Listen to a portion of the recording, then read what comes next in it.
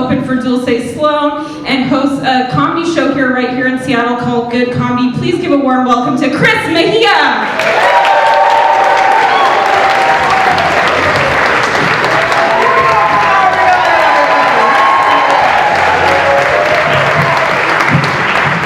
That's right, Omicron's out here. I'm not raw dogging this mic. You kidding me? Of course not. What's good? Oh shit, I think I just broke this. Okay.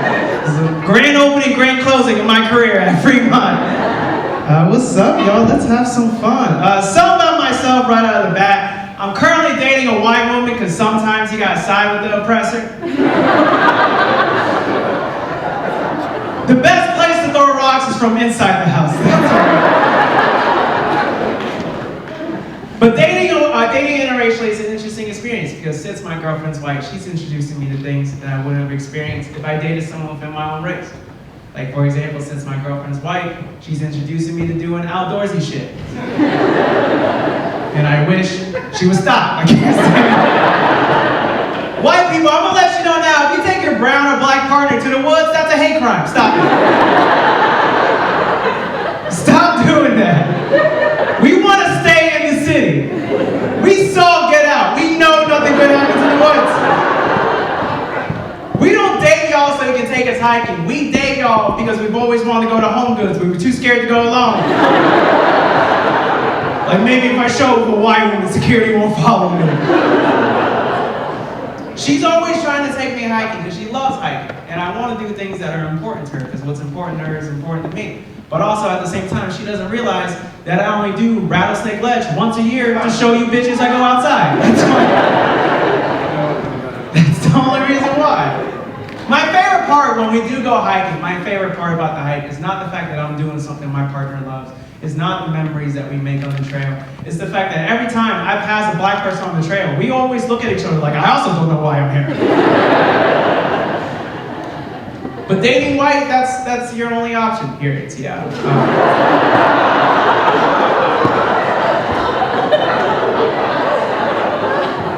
Like for example, last year before I met my girlfriend, I went on a date with this white girl in March because I thought that's how I want to celebrate Black History Month being over.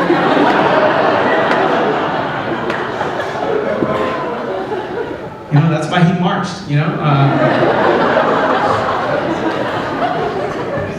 And at the end of the day, we were making out, because I fucked. We were making out, and she stops me. And she looks at me, and she's like, you know, I've never been with a black man before. And I didn't know how to respond to that statement, primarily because I'm Latino.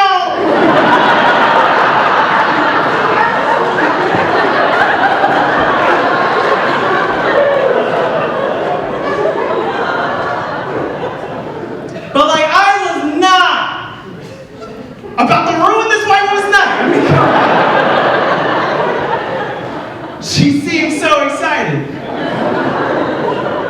And to be more specific, I'm afro-latino. That's what I am, where you're black and Latino. But I was trying to smash so that I didn't have time to talk about technicalities.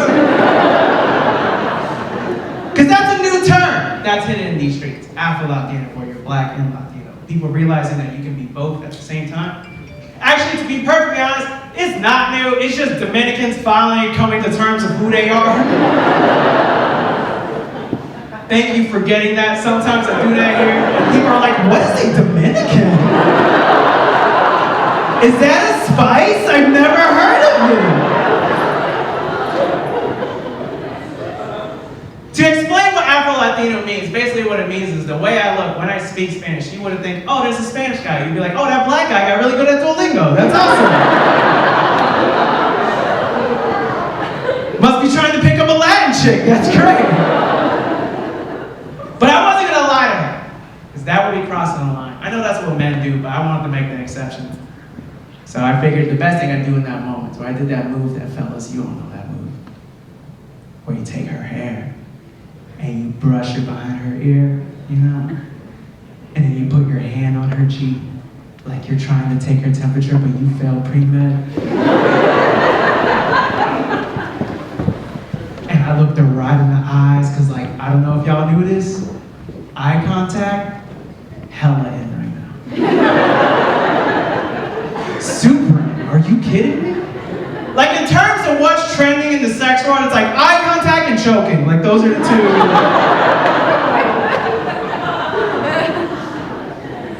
Just saying.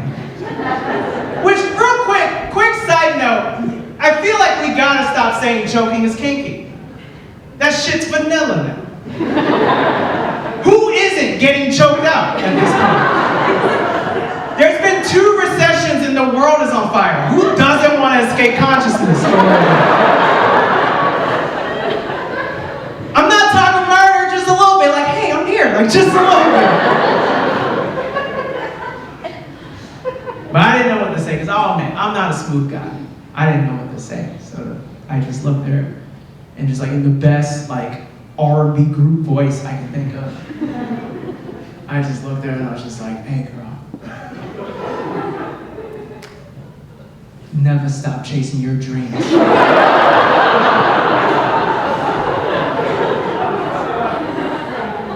even if I was solely black, not even an ounce of Latino, what would I even say to that? Just, I've never been with a black man before. Me neither. Like, what?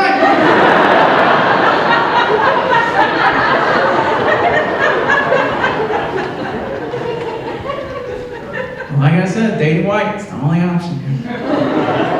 Which is annoying, because white people in Seattle, y'all annoy the fuck out of me. I can't stand y'all. I can't stand liberal white people. And here's why. Let me explain. I grew up in the South. I grew up in a place where white people will just be racist to your face. It doesn't matter the location. Like you show up to a spot and be like, hey man, can I get a sub? And they're just like, go back to your country. Like, can I still get that sub? I'm still a customer. How are you more racist than capitalists right now? What is happening? So moving here, I appreciate that white people want to be allies and stand up and advocate for rights. I appreciate that. What I don't appreciate is that because you can get clout for that, people are just too enthusiastic about being allies and start standing up for things that we don't honestly really need. Because the way society works, we get progress through baby steps. Unfortunately, we get progress through baby steps. So we have to pick our battles on what we advocate for, or else we're going to get things that we don't actually want. Perfect example.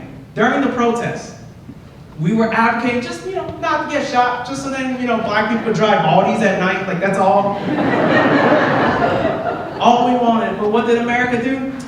We'll remove Aunt Jemima from the boxes. We didn't want a black woman to get unemployed. We just wanted, rights, that's it. America was like, no, but Aunt Jemima was racist. Why did you ruin Aunt Jemima? I'm just saying, we gotta learn to pick our battles. Some things aren't that deep. They honestly aren't that deep and aren't worth the energy for. Like, for example, like I said before, I'm afro-latino. And Latino and Hispanic, for the longest time, I didn't know there was a difference between the two words. I just thought you said whatever you felt like that day. Like, oh, I'm Latino today because I'm feeling spicy. Oh shit, I'm in a job interview, I'm Hispanic. Like that. So it never bothered me if people said Latino or Hispanic. And I remember one time I went out to this bar with this white homie of mine, and we were talking to this dude, and this dude's like, oh, is that because you're Hispanic? And before I could even say anything, my white homie just comes up and goes, that's bigoted as fuck. He's Latino because he's from Caribbean descent. Hispanic is what you say when you're from Spanish descent. How about you stop being so ignorant and read a fucking book sometime?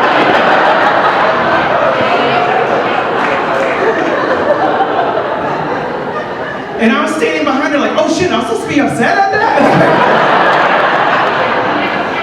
Oh fuck, we're fighting now? I didn't know we were fighting now.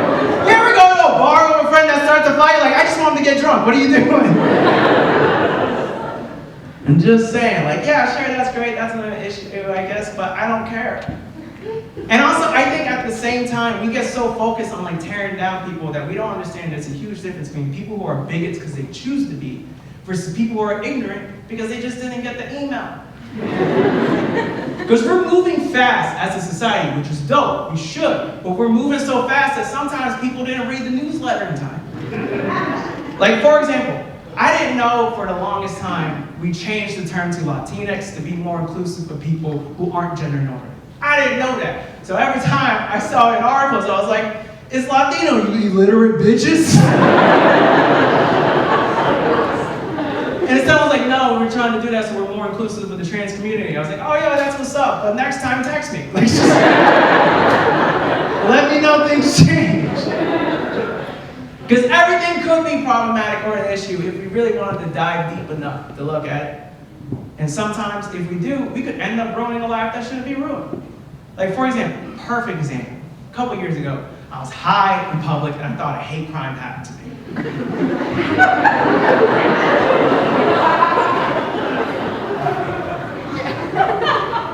I was at Bumper Shoot, high out of my mind. There's too many children here, I need to go inside. And as I start walking, the security guard, tall white man, starts following me. And I start to panic. And I think to myself, no, play cool. It's okay. He doesn't know you're high. He doesn't know you're high. And also at the same time, I know it's Washington and it's legal, but also at the same time, maybe they changed the law today. I don't know. They waited for me to get high and like, ha! Got you, bitch! So I start walking, and he walks alongside me. He just comes up to me, and he just starts talking to me about basketball.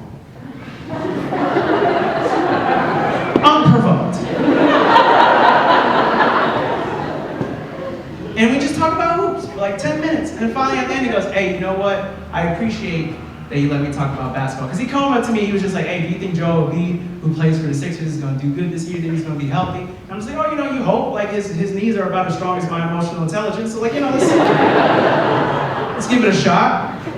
And when we were done talking, he was just like, hey, I appreciate the fact that you let me talk about basketball and let you talk about Sixers and all that. I appreciate that. I'm going to go back to my station. I hope you have a great rest of your day. Stay safe out there. Walks away. As he walks away, I think to myself, yo, that was racist as fuck. He just assumed I like basketball. I mean, I do. But it's still racist as fuck. Like, racism is most hurtful when it's accurate. Like, but I'm thinking to myself, yo, that's racist as hell that he just assumed that I like basketball. And if he's just profiling me, assuming I like basketball, God only knows what he's doing with his security position to other people of color. Like, you know what? He shouldn't be having authority at this place. You know what? I'm gonna get this man fired. I'm gonna get this man fired because he shouldn't have power if he's profiling people and, oh fuck, I'm wearing a Sixers jersey. Okay.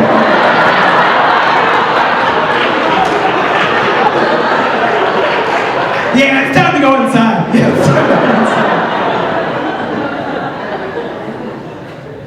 Y'all had a lot of fun. I'm gonna do one more and then bring up your headliner. Oh, Ariana is. I should take your job from you. But before I do, real quick, to make it in comedy, it's important to build a social following. So if you have Twitter, Instagram, TikTok, follow me at Topher Mejia. It's Gopher with a T, and then Mejia, M-E-J-I-A. Following comedians that you like goes a long way more than you think. So please follow all the comics that you like tonight.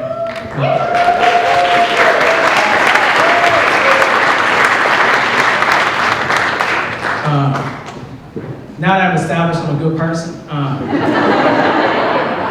I'm going to end my set doing something no one should ever do, which is defend white people. I know I shit on y'all this whole time, but you know, now I'm going to be nice for a little bit. And here's why. People keep shading white people saying that y'all don't got culture, and I think that's rude because y'all definitely have culture. Learning about serial killers, that's your culture.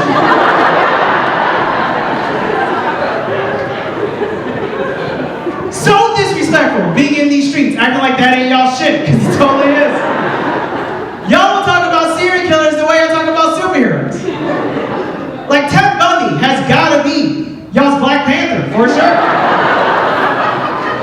He put up LeBron numbers, he was amazing. And I know this joke sounds like a diss, and I'm trying to punch down and make fun of white people. And I am! But I am on your side. I truly am on your side. I'm advocating for you. I'm saying y'all got culture, just embrace it. White people culture is learning about serial killers, making alternative milk. And I know that sounds like a diss. It ain't. I'm lactose intolerant. I appreciate that white people be looking at almonds like, I'm gonna milk that titty.